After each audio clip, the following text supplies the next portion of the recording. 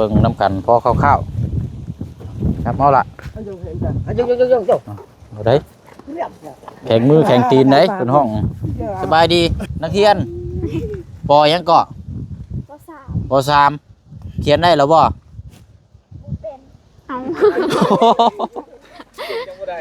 โอ้ยเมื่อยดิอันว่าเห็นอยู่บ่เฮือนน้องปู่นา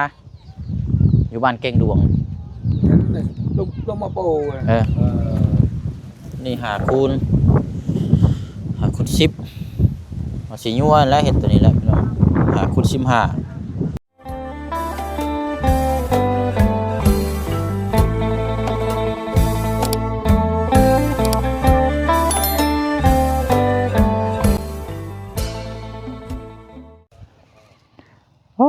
เนาะเป็นนี่ใดสร้างฮ้อนแดดบ่มื้อนี่แดดอยู่ลุงเอ้ยแดดเนาะแดดเดี๋ยวเอามาสายเนี่ยจังน้อยเพราะว่าข้าเวียกทั้งนั้นน้ำเฮากะอันเพิ่มพลังโอ้ยนมมือหยังเอาพอขอบใจด้วยโดยเอาเนาะกะมาพบมาเจอกันอีกคือเก่าพี่น้องเนาะกับเคสของทางน้องดาราขึ้นกับเมืองเซโปนเนาะแต่ว่านี่อยู่บ้านอดอนแห่งสวรรค์เขตเฮานี่แหละพี่น้องเนาะพอดีว่ากำลังหากะอันนี้พี่น้องเอ้ยป้ออย่างรถโมเมนต์เป็นไปจังอันนี้เปแท้นี่แกเคียงตีนเสามาเนาะจำนวน6เคียงหรือว่า6ต้นอยู่ทางท้ายพี่น้องแกมากินนี่ยังมันล่มอยู่กินนี่กันบั่มมาเนาะเอากราบทักทายสบายดีและสวัสดีพ่อแม่พี่น้องเบิดสุขุสุคนเด้อพี่น้องเนาะพบเจอกันอีกคือเก่าคือเดิมมื้อนี้ก็มีแดดออกมาแน่มื้อนี้เนาะเมื่อวานนี้ครึ้มฟ้าครึ้มฝนเอากะได้เอาเคียงตีนมาแล้วก็ทั้งซื้อน็อตซื้อตะปูมานำไปหน่อยเนาะเดี๋ยวเราจังเบิ่งรายการนำกันมีแต่ว่าเอาอันเคียงและลงเนาะพอเนาะซอยกันเนาะใช้ทางน้องนาบ่ได้อยู่บ่ไปทางใดทางเจ้าของแห้งแน่เจ้าบ่อยู่บ่ป้าสาวไอ้สร้างเฮาและซอยกันปะ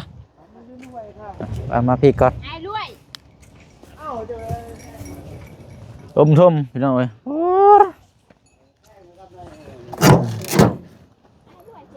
สลัก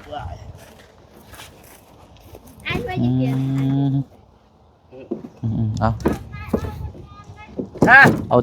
โจมลงไปพุ่นนู่นแล้วให้มันแล้วเลยรถแต่ว่านี่มันทางกระเจ้าเที่ยวเอานั่นเดี๋ยวไปเอาไม้มาพอไม้มาประมาณศอกนึงเลยไป50 บอกไปเอาไม้มาประมาณนี้แล้วเอาไม้มาสอดนี้เราจะจับคนละข้างเลยยุบไปเลยมีบ่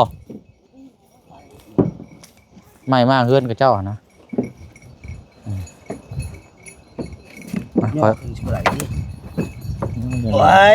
ได้บ่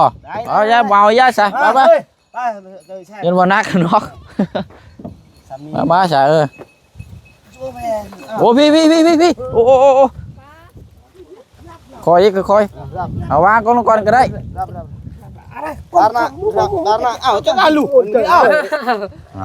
ดีบ่ได้เลยเอาลงลุมพุ่นเลยรถพุ่นลุมพุ่นมันแล้วทีเดียวเลยรถคนเท่าเอาคอยเสียนเอาก็ได้ระวังมันสีอันนี้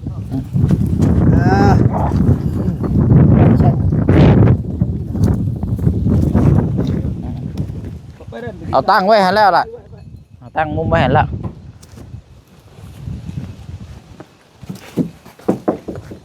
โอ้ยุกรถเนาะ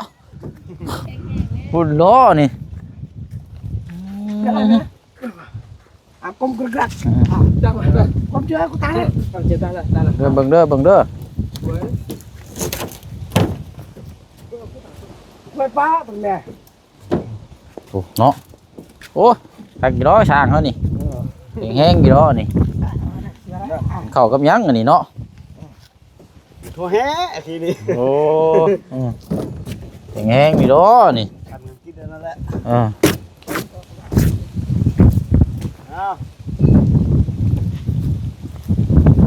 เดี๋ยวจังเบิ่งน้ำกันพอคร่าวๆครับเอาละเอาได้แข็งมือแข็งตีนได้เป็นห้อง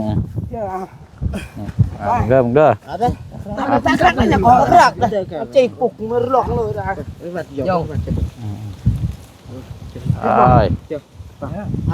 đừng quên cái đâu nó quên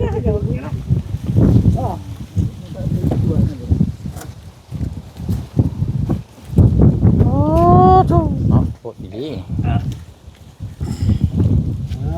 เอาถุงตอนมาเนี่ยเฮาเบิ่งก่อนมันเอานี่อันตะปูหกนี่เฮายังบ่ได้เอามาเด้เพราะบ่ช่วงสิบ่ได้ใช้ดอกเนาะยังอยู่แล้ว เฮาไล่เบิ่งนี่สิใช้แต่8กับ10เนาะ8กับ10 ลายใส่ลาย8ใส่ลาย8บ่8ก็ ใส่หน่อยนึงเนาะ เบิ่งแล้วนี่ตะปู8ก็ทั้งใหญ่ทั้งตุ้ย8ตัวนึงเนาะกินสมบูรณ์เด้คันว่าคนนี่ก็ตะปู8นี่หายก็เฮ็ดนี่แหละเฮาก็ลุยอยู่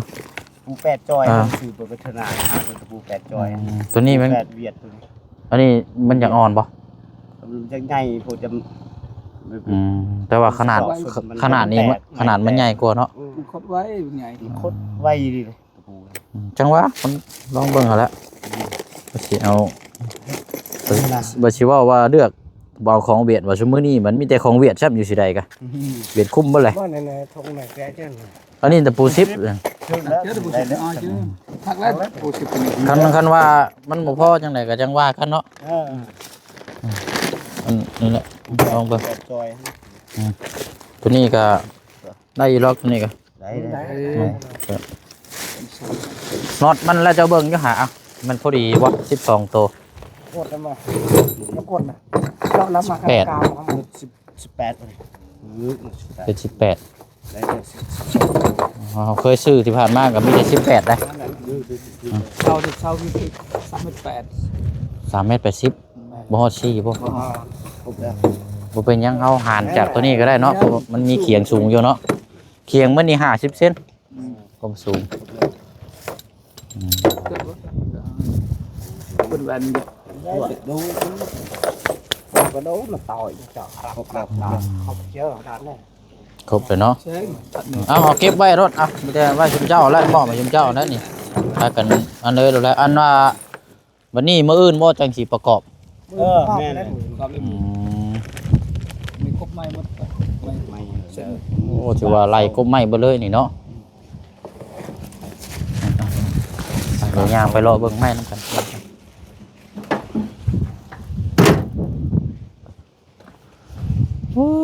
เนาะสิปลุกมุมใดเด้นี่พี่น้องเอ้ยเพื่อนก็สิเอาทรงแบบใดให้ทางน้องเพิ่นบาดนี่ในใจก็ว่าอยากแรกว่าอยากเอาทรงแบบคือเพื่อนน้องไม้น้องท้ายมาคิดอีกมุมนึงบัดคือเอาทรงแบบคือเพื่อนน้องปูนาเด้บาดนี่จักสิเอาแบบใดพี่น้องมีอยู่2อย่างเนี่ย2ทรงนี่ตัวเฮือนนี่มันก็บ่ได้ใหญ่นะพี่น้อง4 คูณ 5พอดีแบบกระทันรัดคันว่าคือเฮือนน้องปูนานี่ก็สิง่ายอีกนิดนึงเพราะว่าหลังคานี่มันแค่บักจังซี่แล้วก็ต่อต่ำลงมาปึ๊บมันนี่แบบคืออันบ่เชียงสร้างอยู่วัดกุฏิอยู่วัดมหาโชคนะพี่น้องมีอยู่ดังนึงแบบเดียวกันอันนั้นก็แบบเดียวกันจะคันว่าเอาแบบนั้นก็สิให้ส่งรูปนะทางสร้างเบิ่งมาพี่ก่อนก็ได้โอ้ยลืมได้นี่พี่น้องลืมทักทายลามสบายดีทั้งพี่น้องก่อนเนาะเราจับกล้องอยู่รถสบายดีโดยเอาเนาะคือได้ยินว่าหากมาแต่ให้บ่โดยหากมาแต่เนาะโพดแดะนี่สายลุยเด้อนี่เนาะให้อยู่ใช้น่ะเนาะให้เจ้าเองอยู่บ่โดยเบิ่งเด้อบ่เช่นนี่ไม่นี่แค่น้องลาไปใช้ไปโรงเรียนบ่จากแลกินนี่ยังอยู่เฮือนแต่บ่สร้างทางน้องเพิ่นเจ้าของเฮือนไปใช้เบิดอันนี้บ่อยู่บ่เราบ่ได้อยู่บ่เจ้าของเฮือนสร้างพุ่นบ่น้องนาไหนแม่นอยู่แต่ว่าทางหักยอดละบ่เป็นหยังหรอกเนาะอันนั้นอยู่เดี๋ยวจังว่ากันพุ่นเด้ดารา แล้วเขาก็ว่าก ำลังทำกำลังเฮียนเนาะ อืม เอาอันให้นี่เป็นให้เจ้าเองบ่ แม่ อืมไปกับไผอันนั้นเนาะ ไปกับอันนั้นเอ้ย ไปกับเอ้ยโอ้ไปแต่เช้าพุ่นเด้อนี่เนาะ แม่นแต่เช้าแล้วก็เมื่อตอนเที่ยง เมื่อตอนเที่ยงแล้วบ่แรงสิไปอีกบ่มื้ออื่นบ่บัดนี้ แม่นไปแต่ตอนเช้าเพราะว่าตอนแรงแบบเฮ็ดเวกเฮือนอีกฟ้าเฮือนอีก ป้อเนาะเบิ่งแล้วแท้ออกได้อยู่บ่เจ้าว่าจังได๋ ได้คันบ่หลาย บ่ล่มพอดีเด้นี่เนาะ พอดีสำนั้นได้อยู่ คนยังน้อยอยู่ชั่วโมงหุ่นดีครับเอาก็ถือว่าเฮ็ดให้เนาะเริ่มแล้วอยู่ใส่กับตอนนี้ก็เริ่มเฮ็ดให้นี่ปลูกข้าวนํจำบ่เนาะ แม่นว่าสิเฮ็ดอันนั้นสวนมัน สวนมันนํบ่ แต่ว่าบ่ฮู้คือกันนั่นแหละมันบ่แพ้สวนมันก็สิปลูกเขา เอิ้นว่าน้องลาลามาพี่อยู่ ดาด เพิ่นมาเบิ่งเสาก่อนจักเด็กจักน้อยก่อนแม่แล้วนี่ไปหากินบ่ จักเลยบ่ฮู้คือกันฮะก็เมื่อแต่ให้เด้อ คือว่าแล้วเจ้าก็หากะมาเนาะ นี่ฮะก็ว่าแต่ให้คือ หา กั กะ น มาแต่ให้แต่สวน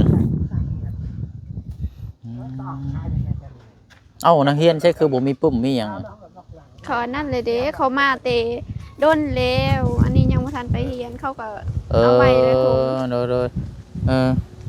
เอาอยู่ดีมีแห้งสบายดีนักเรียนปอยังเกาะ ก็สาม ปสามเขียนได้แล้วบ่ เอา โอ้ยเมื่อยเดิอันน่ะเขียนกันยังบ่ได้บ่ลูกอ่านได้อยู่บ่ โอ้ เดี๋ยว่า แล้ว ขี เลย น แหละ ก็บ่ นี่ ได้ เนาะ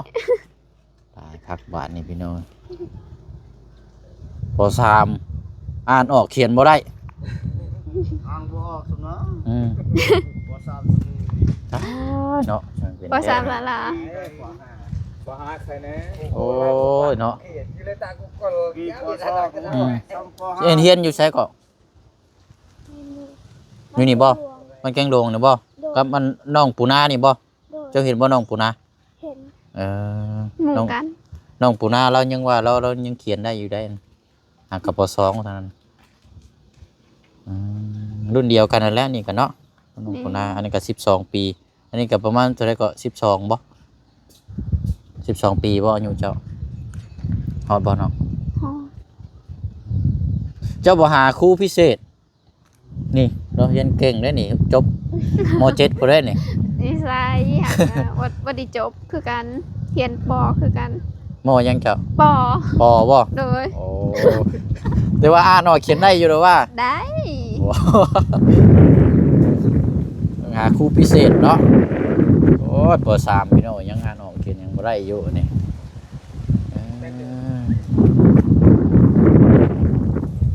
ระยะอะไร เอาเดี๋ยวอันนี้ก่อนมาคุยกับทางในสร้างเพิ่นก่อนเอามาพี่น้องดาราอันพอเจ้าอันว่าเห็นอยู่บ่เฮือนน้องปูนาอยู่บ้านเก่งดวง ลงมาปู เห็นอยู่บ่พ่อ เห็น ถ้าว่าอย่าเฮ็ดทรงแบบนั้นได้ ส่งนั่น เพราะว่าทรงสิง่ายเดี๋ยวมันไหลก็จังว่ากันสิเอาขึ้นพื้นบ่หรือว่าสิเอาขึ้นข้างก็จังว่ากันนะแต่ว่าอันทรงหลังคานั่นว่าอย่าเฮ็ดคือน้องปูนาครับเกิน6 เสาเนาะ6 เสามันก็คันว่าตอนที่แรกคิดว่าสิเฮ็ดแบบแซกแบบนั้นนี่ว่ามันยากโพดมันทรงสิยากมันแซกคอนน้อยๆนายมันแซกคอนออกมาแบบว่าตัวนี้ตัวใหญ่แล้วก็ตัวน้อยตัดออกมาสิไปนี่นะ ตาดมมาปูไว้บางที่ชอบลงมาได้ถึง โอ้ยครับ บ่โมดัดเลยนะตัวมาดอนนะเคยเช็คเช็คแล้ว หลังคาใหญ่ตัวนี้เนาะแล้วก็ตัวน้อยนี่ก็ยับแล้วก็ยับลงมาหน่อยนึงดึงได้นะ แล้วราคาแบบนั้นบ่ แบบนั้นเด้อแหละนั่นแหละเฮ็ดแบบชั้นได้ก็ได้หลังคาเนี่ยมันสิเป็นแบบซี่แล้วก็มันตัดเด้หลังคา2ชั้นนะคันสิเว้ากันเลยตัวเทิงนั่นตัวใหญ่น่ะสิสูงหน่อยนึงลงมาก็ต่ำบักนี่แหละเอาแบบนั้นแหละ มันมีอยู่สองแบบนะตอนที่แรกที่คิดว่าสิเอาแบบนั้นนี่แบบเพื่อนหลังใหญ่แบบนั้นมันชุกสิยากแบบนึงนั่นน่ะมันบักเอาไม้5 เมตรนึง ว่าบาดเลยเนี่ย ที่คิดว่าสิเอาแบบเพื่อนหลังใหญ่นั่นพี่น้องคือเพื่อนน้องอันเขาว่านะคือน้องไม้นะแต่ว่ามันเลยต่อตัวนี้ลงไปอีกเอาแบบมันละทรงแบบนั้นแหละคือน้องปูนาแหละแบบนั้นแหละแต่ว่าตัวค้อนข้างหน้านี้เขาหั่นแบบว่าหั่นให้มันสั้นนิดจังน้อยนะเอาต่อเพื่อนตัวราคาใหญ่พี่ให้มันใหญ่เนี่ยจังน้อยเอาบ่ได้ให้มันน้อย ตัวน้อย ตัดยุดกันละเด้ แค่คือเห็ดค้อนมันแหละเพื่อนมัน6 เสาหนึ่งนะเพื่อนบ่ได้ใหญ่ 4 คูณ 5นะ ใหญ่น้อยฮะ เลย ใส่เงาน้อยนึงเดี๋ยวก็อยู่ใหญ่นึงนั่นสิมัน แต่ก็สิอ้อมเบิดนั่นแหละอ้อมผาบ่ได้กั้นห้องดอกมีแต่เฮ็ดทางมันไหลขึ้นก็พอกั้นห้องกันหยังก็ให้น้องลาซื้อผ้าบัดมาขังเอาเด้อ ผ้าบัดมาขังกั้นเอามันเฮือนใหญ่มันกันเป็นเฮือนน้อยมันกำเลยมันกั้นห้องมันสิน้อยเด้อหอยโดมเอานะเรื่องเสากันจับมันว่าจับเสาก็มีแต่จับข้างสิเด้อเนาะครับขนาดเป็นคู่เด้อเนาะอันไม่5 คูณ 10นี่จักโตก็15บ่จ้ะครับ5 คูณ 15โตเนาะ 15เพื่อซียัวแน่ บ่สิยัวบ่เอาตัวนี้ได้สิยัวเอา5 คูณ 10 ตัวนี้นะครับตัวนี้นะครับเปิดตัวนี้ มันใหญ่โพดพอ มันใหญ่แป๊บ มันใหญ่โพดบ่มีหรอกบ่สิไปเอา5 คูณ 15สิยัวบ่เป็นหยังเฮ็ดบันไดก็ได้เอาไว้เฮ็ดบันไดตัวทั้งลุ่มนี่ใส่เป็นคู่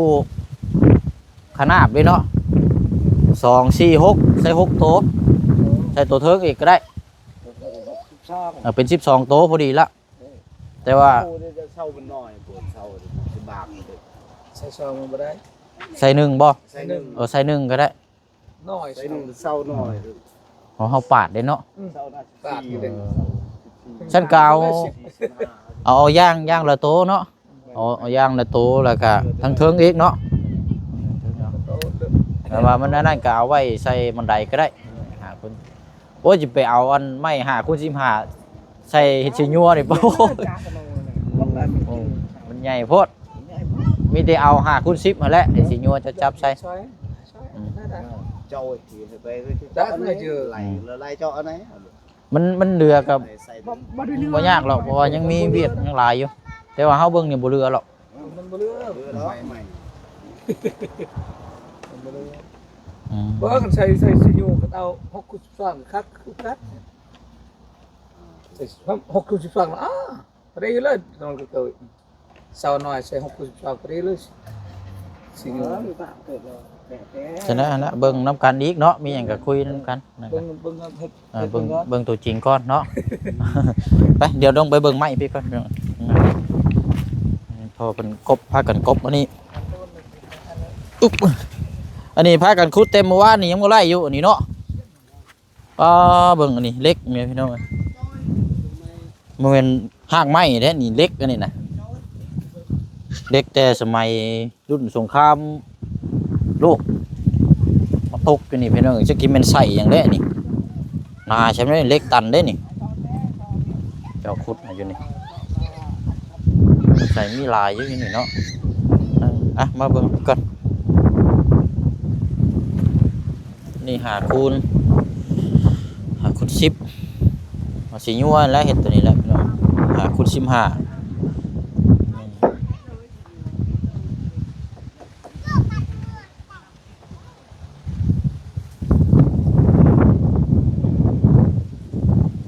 ได้แล้วอันนี้ก็เนาะ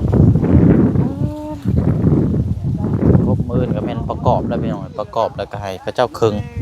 จักสิเอามุมใดใจใดได้สิเอาหม่องเก่าบ่หรือว่าสิเอามุมเทิงพุ่นนาทีแล้วก็แม่นไปเลยดึงมานี่แล้วแก้แล้วว่าหมกพร้าวนี่ฮะ จักคือกันโอ้โห หมากใหญ่ซื่อๆอันนี้เนาะ กับพอดีซุกบอกพอดีแซ่บเลยค่ะเป็น หมากใหญ่ซื่อๆพี่น้อยเนาะเดี๋ยวหาพอดีแซ่บได้กินซ้ำนี่เนาะ อืม โอ้ยนักเรียนเฮานี่เนาะยังสิไปอีกอยู่บ่ยังไปอีกอยู่เป็นเนาะนี่เนาะได้เรียนอยู่บ่ไปแต่ละมื้อนี่ลูกได้เรียนอยู่บ่ เฮียน เจ้าเขียนอยู่บ่ ด้วย เขียนได้ตัวหยังแน่ได้อยู่บ่กอไก่กอไก่ได้อยู่บ่ ได้ ได้อยู่บ่ ด้วย แต่สะกดเขานี่บ่ได้บ่ ได้ เขียนนางได้บ่เขียนนางคือเขียนชื่อเจ้านี่ได้อยู่บ่อ่านนี่คือว่าบ่ได้ซะโอ้ยจักแนวใดอันนี้เนาะมีว่าได้ดีว่าบ่ได้อยู่อืม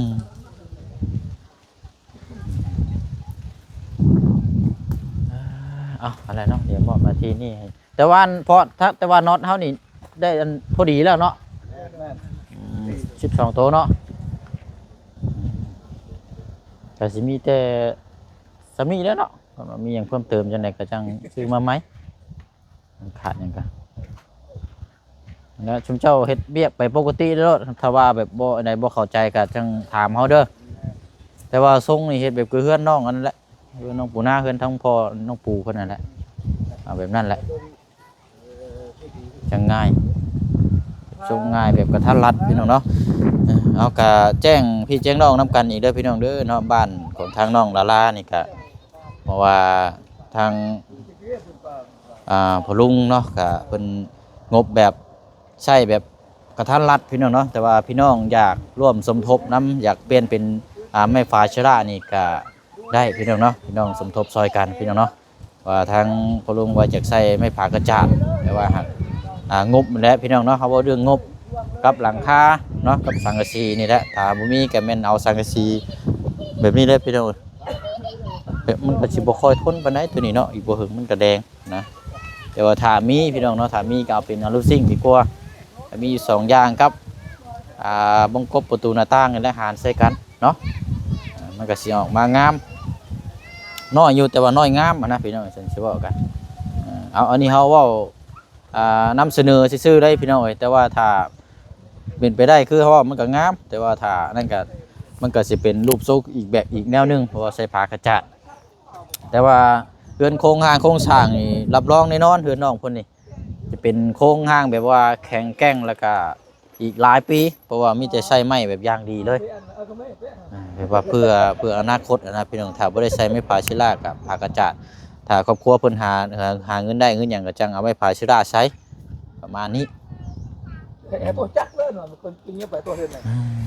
สร้างเขากินข้าวเลยเนาะเราก็จะมาจะไปกินข้าวก่อนยังบ่ทันได้กินข้าวเขากันข้าวเช้าได้เหมือนข้าวเที่ยงได้ เล่นลบหน้าลบหลังอยู่เนาะเอาแล้วมีหยังก็จังโทรหาเฮาเด้อเพิ่มเติมพูดคุยหยังเนาะ